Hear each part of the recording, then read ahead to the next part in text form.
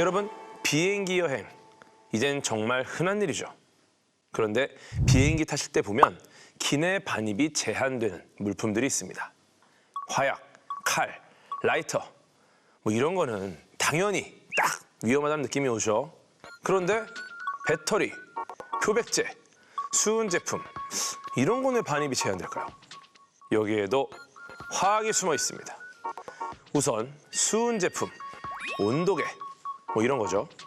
수은은 실온에서 유일하게 액체로 존재하는 금속인데요. 물처럼 흐르는 은이라고 해서 수은이라고 합니다. 수은. 예전에 진시황은 수은을 불로불사의 명약으로 알고 먹었지만 요즘엔 수은이 독극물인 거 다 알고 계시죠? 그런데 수은은요, 인체뿐만 아니라 비행기 몸체에도 해롭습니다. 비행기 몸체의 알루미늄이 녹슬지 않게 하는 막을 훼손시켜서 비행기를 부식시키기 때문에 그렇습니다. 배터리 같은 경우는 우리가 주로 쓰는 리튬이온 배터리, 전력량이 160W를 넘으면 반입이 금지되고 그 이하여도 개수 제한이 있죠. 나중에 말씀드리겠지만 리튬이온 배터리는 충전이 가능한 대표적인 화학전지인데요. 열과 충격에 민감해서 폭발 위험이 있습니다. 그래서 비행기에 갖고 타실 때 제한이 있는 거죠. 또 표백제는 산화성 물질인데요. 표백제는 산화환원 반응을 이용해서 물건의 색소를 제거하는 제품이라서 불이 잘 붙습니다. 불이. 그래서 비행기에 갖고 타면 안 되는 거예요. 이렇게 화학은요, 알든 모르든 일상의 많은 부분에 존재합니다. 여러분이 매일 입는 옷, 비닐봉지, 반찬통, 선크림, 감기약, 애들 장난감까지도 전부 다 화학 제품이죠.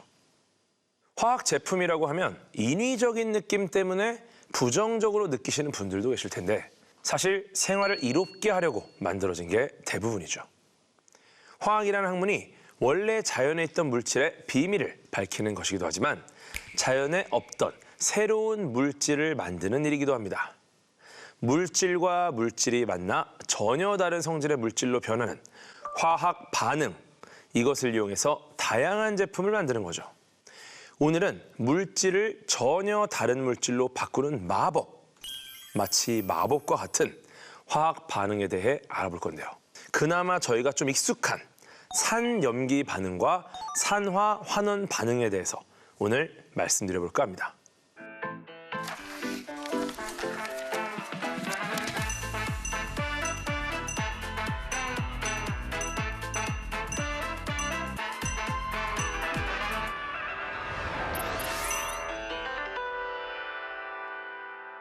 산염기, 산화 환원, 전혀 익숙하지 않으시다고요? 단어만 그렇지 분명히 들어보시면 낯익은 내용입니다. 먼저 산과 염기. 산과 염기보다는 산과 알칼리. 이렇게 하면 좀 익숙하실 거예요. 어릴 때 리트머스지로 산성, 알칼리성, 색깔 바뀌는 거 실험해 보셨을 텐데요. 파란 리트머스지에 산성 물질을 갖다 대면 빨갛게 되고요. 빨간 리트머스지에 알칼리성 물질을 묻히면 파랗게 되죠. 리트머스지는 리트머스라는 사람이 만든 게 아니고 리트머스 이끼로 만든 종이라서 리트머스지라고 부릅니다. 산과 알칼리는 이 리트머스지의 색깔만 다르게 바꾸는 게 아니라 서로 다른 성질을 갖고 있어요. 먼저 산이나 산성 물질은요, 산성비랑 위산 같은 거 생각해 보시면 대충 느낌이 오실 거예요. 산성비, 건물을 부식시키죠. 위산은 음식을 소화시킵니다. 레몬이나 식초 같은 것도 산이죠. 그러니까 신맛이 있고 철이나 아연 같은 금속을 부식시킬 수 있는 약간 그런 성질이 있습니다. 염기는 아까 알칼리라고 말씀드렸는데 사실 염기가 조금 더 큰 개념인데 일상적으로는 비슷하게 쓰이고 있습니다. 알칼리는요, 타고 남은 재에서 나온 말이에요. 타고 남은 재. 그래서 재를 물에 타서 만든 양잿물, 알칼리성입니다. 세제나 표백제 역시 알칼리입니다. 이런 연기성 물질은 특징이 일단 쓴맛이 나고요. 손으로 만졌을 때 미끌미끌합니다. 특징을 체험해 보시려고 굳이 드실 필요는 없다는 거, 네, 기억해 주시고요. 먹지 마세요. 먹는 거 아니에요. 이렇게 산이랑 염기는 서로 성질이 다릅니다. 그런데 시큼한 건 산, 쓴 건 염기. 이런 건 저희가 그냥 알 수 있는 산과 염기의 성질이지 산과 염기의 정의는 아닙니다. 산과 염기의 화학적 정의는요. 20세기 초에 요하네스 브랜스테드라는 분이랑 토머스 롤이라는 분이 정의한 버전이 통용되고 있는데 두 분은 각각 덴마크랑 영국 출신 화학자입니다. 보통 이런 거는 같이 연구해서 이름이 같이 실리지 않습니까? 그런데 이 두 분은 서로 동료가 아닙니다. 남남입니다. 그냥 비슷한 시기에 비슷한 이론을 제시하니까 어떡하지? 합쳐. 그래서 그걸 합쳐가지고 브랜스테드 로울이 산염기 정의라고 하는 거죠. 네, 거의 뭐 타이밍이 비슷했다는 겁니다. 이 정의에 따르면요. 산은 수소이온을 줄 수 있는 물질을 말하고요. 염기는 수소이온을 받을 수 있는 물질을 말합니다. 좀 어렵죠?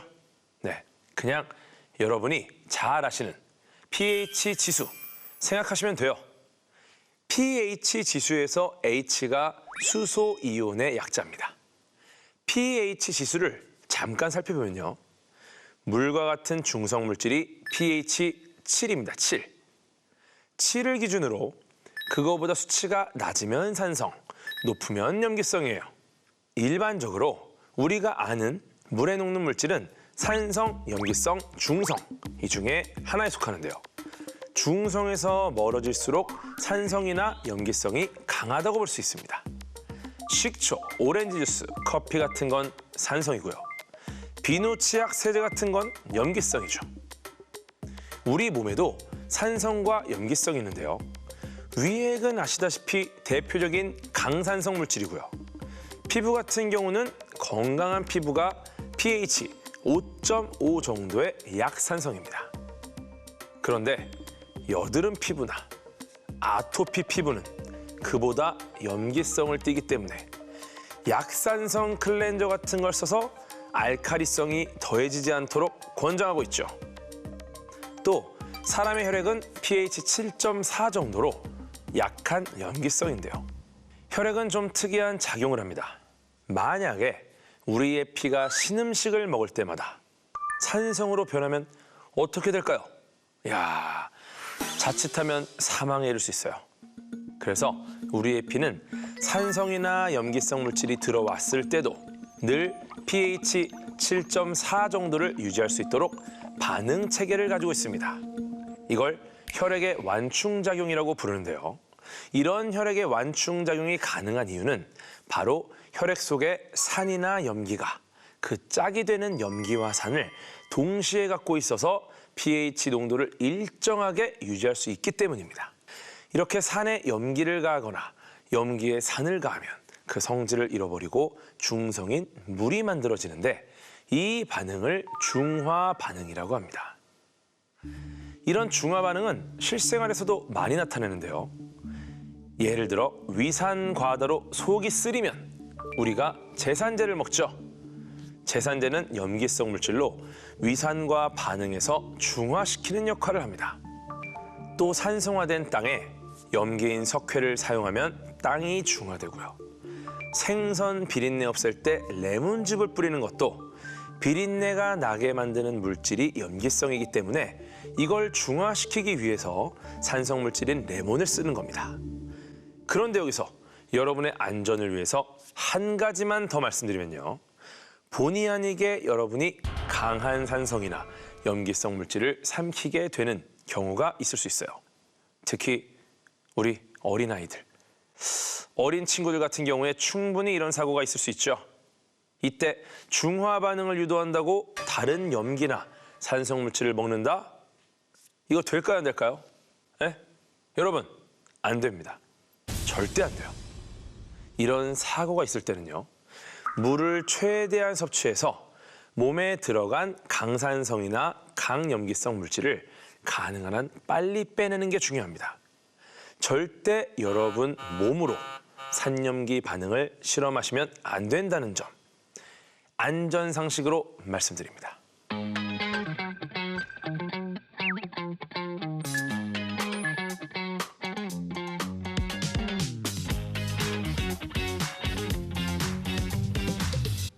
이번에는 산화 환원 반응에 대해서 한번 알아보겠습니다. 산화된다는 건 깎아놓은 사과가 갈변하거나 쇠붙이가 녹슬거나 하는 그런 현상을 말하는데요. 단어만 보셔도 아시겠지만 산화, 산소랑 결합한다 이런 의미를 갖고 있습니다. 산소는 반응성이 매우 좋은 원소입니다. 무슨 말이냐면요. 다른 물질을 만났을 때 너무너무 잘 들러붙어요.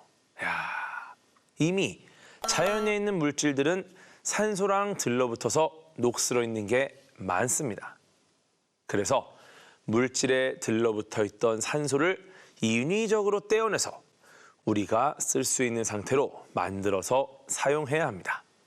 그 과정이 재련소에서 하는 재련이에요. 산화된 물질을 환원시키는 거죠.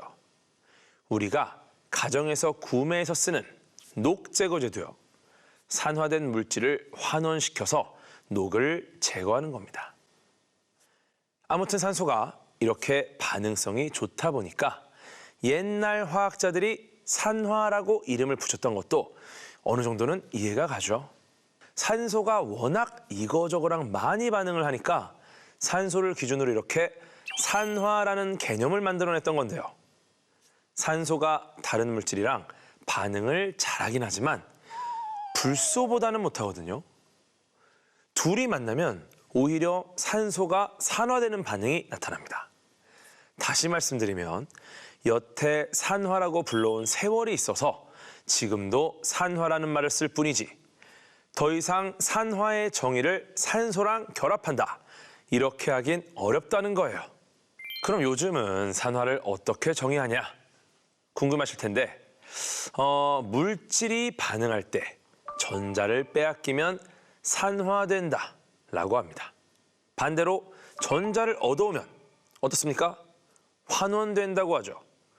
화학 반응이 일어난다고 해서 전자의 총 개수가 변하는 건 아니기 때문에 전자를 뺏기는 물질이 있으면 얻는 물질이 있고 얻는 물질이 있으면 뺏기는 물질도 있을 수밖에 없습니다. 그래서 보통 산화랑 환원은 늘 동시에 일어납니다.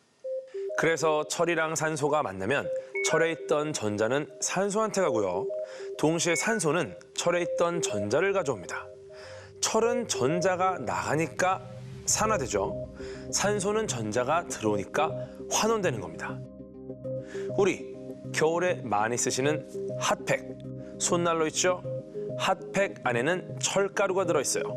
그리고 이 철가루가 산소랑 잘 결합하게 도와주는 물질도 있습니다.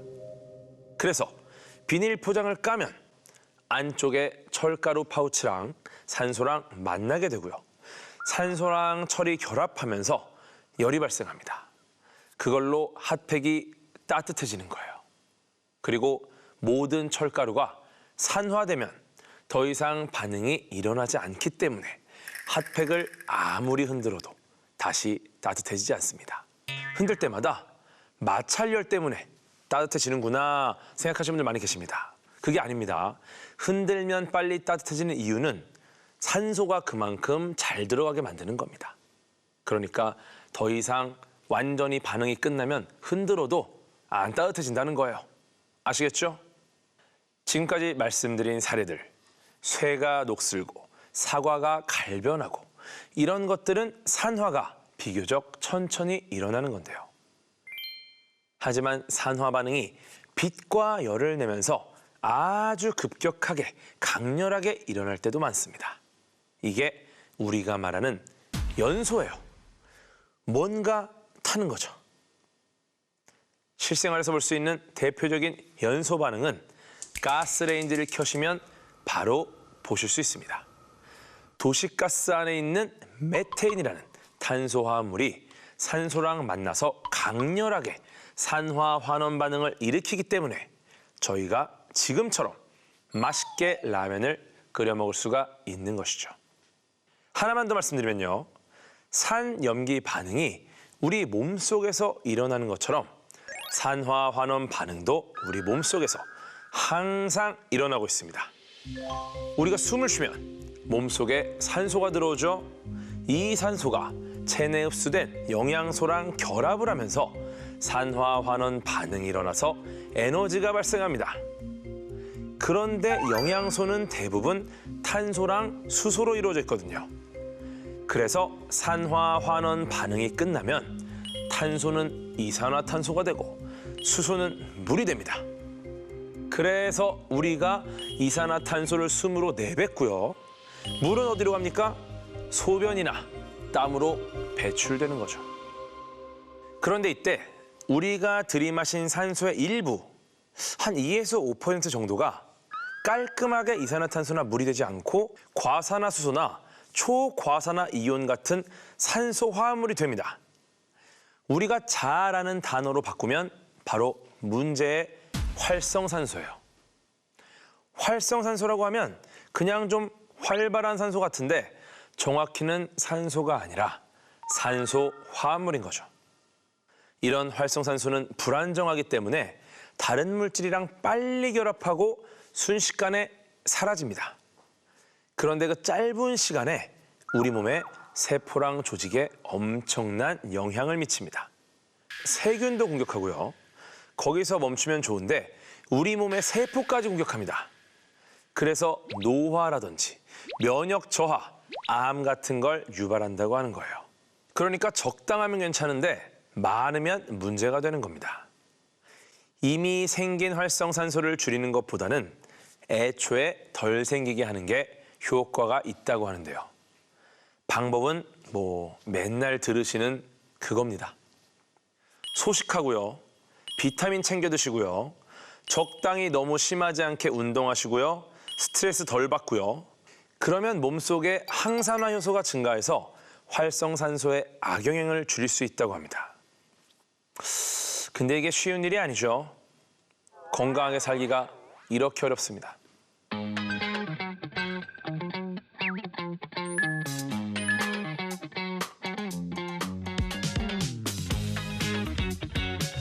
이어서 말씀드릴 발명품도 산화환원 반응이 중요한 원리로 사용됩니다. 뭘까요? 우리가 일상생활에 너무나 많이 쓰고 있는 건데요. 이거 없이 아예 불가능하죠, 일상생활이. 바로 배터리입니다. 우리가 쓰는 배터리는 화학 에너지를 전기 에너지로 바꾸는 장치입니다. 그래서 화학 전지라고도 부르죠. 암기식 교육이 좋은 건 아니지만 기본적으로 과학은 뭔가 외우고 기억해야 할 게 좀 있어요. 혹시 학교에서 칼카나마 아라철 니주납 구스음백금 이런 거 외우신 기억 아직 남아있으신가요? 전혀 기억에 없으신 분들, 아예 안 외우셨던 분들 걱정하지 마세요. 저희 프로는 사실 과학을 멀리하셨던 분들이 보시면 더 좋습니다. 기억 안 나죠? 지금 같이 한번 보시겠습니다. 이렇게 금속 원소가 쭉 있습니다. 금속 원소는 일반적으로 전자를 잃고 양이온이 되려는 성질이 있는데 이것을 이온화 경향이라고 합니다. 전자를 잃는 게 아까 뭐였죠? 바로 산화요. 그러니까 이온화가 잘 되는 금속은 산화가 잘 되는 녀석들입니다. 칼륨, 칼슘, 나트륨, 마그네슘 같은 금속은 이온화 경향이 큰 금속이고요. 금이나 백금은 그렇지 않은 금속입니다. 금이나 백금은 이온화 경향이 작다, 산화가 잘 안 된다 이렇게 말할 수 있는 거죠. 순금은 산화가 안 돼서 녹이 잘 안 쓸지 않습니까? 금이 다른 금속보다 비싼 이유, 녹이 잘 쓸지 않는다. 결국은 다 과학입니다. 배터리는 기본적으로 금속의 이온화 경향 차이를 이용하는 장치인데요. 최초의 배터리는 이탈리아의 볼타라는 과학자가 만들었습니다. 1800년경 볼타 전지가 나왔는데요. 중성 상태인 두 금속을 갖다 붙인다고 바로 화학 반응이 일어나진 않아요. 화학 반응을 유도하는 무언가가 필요하죠. 그게 산성 용액 같은 전해질입니다. 이온화 경향이 높은 금속은 수소 이온이 들어있는 산성 용액에 넣었을 때 전자를 잘 내놓아서 잘 녹고요. 낮은 금속은 산성 용액에 넣어도 전자를 잘 내놓지 않아서 쉽게 녹지 않습니다. 아연판과 구리판을 도선으로 연결해 볼게요. 아연은 전자를 내놓고 산화되어 용액에 녹습니다. 그리고 아연이 산화하면서 나온 전자가 수용액으로 가는 것보다 도선으로 이동하는 게 더 빨리 일어나기 때문에 도선을 따라서 전자가 구리판으로 이동합니다. 이렇게 되면은 아연이 음극, 구리가 양극이 되는 거죠. 이렇게 전류가 흐르면서 전기가 발생합니다. 볼타 전지는 단점도 많이 있지만 지금 쓰이는 모든 전지들의 조상이라고 할 수 있습니다. 화학 에너지를 전기 에너지로 바꾼 기념비적인 발명품이죠. 배터리는 충전할 수 없는 일회성 전지인 1차 전지와 충전이 가능한 2차 전지로 나뉘는데요. 볼타 전지처럼 충전이 안 되는 1차 전지는 지금도 사용되고 있습니다. 흔히 건전지라고 불리는 것들인데요. 볼타 전지 같은 초창기 전지들이 묽은 황산 용액 같은 걸 사용하다 보니까 이게 밖으로 새고 그랬거든요. 그래서 그걸 누수가 안 되게 걸쭉하게 하고요. 종이나 섬유질 같은 데다가 흡수시켜서 마른 것 같은 상태로 만들었다. 그래서 건전지라고 부릅니다. 건포도, 그런 거예요. 건포도, 말렸어. 건전지, 마른 것 같은 상태. 물론 건포도도 약간 촉촉하죠. 건전지도 마찬가지입니다. 건전지는 볼타 전지처럼 음극의 아연을 쓰는데요. 아연이 배터리를 원통형으로 감싸고 있습니다. 양극은 건전지에 툭 튀어나온 부분 있죠. 그 부분 안쪽에 탄소 막대심이 길게 있는데 이 탄소 막대가 양극 역할을 합니다. 그런데 사실 탄소 막대는 전자의 흐름을 원활하게 하는 역할을 할 뿐이고요. 직접 화학 반응에 참여하진 않습니다. 양극 역할을 하는 건 탄소 막대를 둘러싸고 있는 이산화 망가니즈라는 화합물입니다. 지금까지 말씀드린 1차 전지는 음극의 물질이 전부 산화되면 방전되는데요. 이제 소개해드릴 2차 전지는 방전이 된 전지를 다시 충전할 수가 있습니다. 충전이 가능한 2차 전지는 역사적으로 납축 전지, 니켈 카드뮴 전지, 리튬 이온 전지 이렇게 크게 3단계 정도로 발전을 해왔습니다. 납축 전지나 니켈 카드뮴 전지는 중금속을 사용하기도 하고 단점들이 있어서 요즘은 리튬 이온 전지를 가장 많이 사용하는데요. 하나씩 살펴보면 우선 납축 전지는 건전지보다도 먼저 나온 전지입니다. 황산 용액의 음극인 납판과 양극인 이산화 납판을 교대로 세워놓은 구조고요. 방전까지는 1차 전지랑 비슷합니다. 그런데 이제 방전된 전지에 전압을 가하면요. 역방향의 화학 반응이 만들어집니다.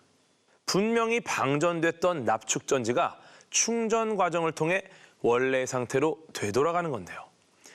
기본적으로 방전이 화학 에너지가 전기 에너지로 바뀌는 과정이라면 충전은 전기 에너지를 가해서 역반응의 산화 환원 반응이 일어나게 해서 방전되기 전에 화학 상태를 만드는 과정입니다. 방전된 배터리를 전기 에너지를 사용해서 원래 상태로 되돌리는 게 2차 전지인 거죠. 납축 전지는 최초로 충전이 가능했던 배터리지만요. 납이 중금속이기도 하고 다른 2차 전지보다 수명이 짧고 무겁다는 단점이 있습니다. 그래도 일단 값이 싸고 요즘에는 단점도 많이 개선이 돼서 자동차 배터리로도 종종 쓰이고 있습니다. 1900년경에 처음 나온 니켈 카드뮴 전지는 납축 전지에 비해서 충전 시간도 짧고 작게 만들 수 있다는 장점도 있었는데요. 납축 전지와 마찬가지로 카드뮴이 해로운 중금속입니다. 그리고 메모리 효과라고 해서 충전할 때 완전히 방전된 상태에서 충전하지 않고 부분적으로 방전된 상태에서 충전을 하면 배터리 용량이 줄어드는 문제가 있었습니다. 그러니까 일을 한참 안 하면 얘네들이 계속 일을 안 한다는 거예요. 그래서 리튬이온 배터리가 대중화되면서부터는 많이 쓰이지 않죠. 리튬이온 전지는 현재 휴대용 전자기기에 가장 널리 쓰이는 2차 전지입니다. 이제 많이 상용화된 전기차에도 리튬이온 전지가 들어가죠. 리튬은 금속 중에서 가장 가볍고 에너지 저장 능력이 뛰어납니다. 리튬이온 전지의 구조는 이런 식인데요. 음극에 탄소가 있고요. 그런데 이제 탄소가 금속만큼 전기 전도성이 아주 좋은 건 아니니까 전자의 흐름을 원활하게 하는 전도성이 좋은 물질을 따로 둡니다. 양극에는 리튬 화합물을 두고 마찬가지로 전도성이 좋은 물질을 둡니다. 모든 건전지는 늘 음극과 양극을 분리하는 분리막을 두는데요. 양극, 음극이 직접 접촉하면 과열돼서 불이 날 수 있기 때문입니다. 보통 쇼트가 난다고 하죠. 전자가 전지 외부 회로를 따라서 멀리 돌아가야 하는데 전지 내부로 흘러서 짧은 거리에서 만나기 때문에 쇼트 난다고 합니다. 분리막이 없어도 음극과 양극 사이 거리가 멀면 쇼트가 거의 안 일어날 수 있는데 거리를 멀게 하면 또 효율이 떨어지기 때문에 가깝게 붙여놓고서 분리막을 치는 거죠. 다른 배터리들처럼 음극 물질이 다 산화하면 방전되고요. 충전은 납축 전지처럼 전기 에너지로 배터리를 원래 상태로 되돌리는 방식입니다. 리튬이온 배터리 구조를 도식화하다 보니까 이렇게 설명을 드렸는데요. 배터리가 실제로 저런 모양으로 생기진 않았습니다. 전기차에 들어가는 배터리만 해도 모양이 크게 세 가지인데 일론 머스크가 운영하는 회사에서 나오는 전기차는 원통형 배터리를 씁니다. 음극판, 분리막, 양극판을 김밥처럼 돌돌 말아놓은 형태로 되어 있는데요. 겉으로 보면 우리가 잘 아는 모양의 그 원통형의 배터리가 됩니다. T사 전기차에는 원통형 배터리가 빽빽하게 쫙 깔려 있어요. 원통형 배터리는 수급이 안정적이고 싸다는 장점이 있습니다. 또 파우치형 배터리가 있습니다. 말랑한 파우치처럼 배터리가 딱딱하지 않아요. 필름처럼 얇은 음극판, 양극판이 분리막을 사이에 두고 겹겹이 쌓여있는 형태입니다. 한 장 한 장이 종이책 페이지 넘기듯이 촤라라락 넘길 정도의 두께예요. 국내 전기차를 비롯해서 많은 자동차 제조업체에서 쓰이고 있습니다. 마지막은 각형 배터리인데요. 음극판, 분리막, 양극판을 겹쳐놓은 다음에 접어서 통에 넣어놓은 식입니다. 통에 들어있다 보니까 겉이 딱딱하고 충격에 강합니다. 독일이나 유럽 자동차 브랜드에서 많이 사용하는 배터리죠.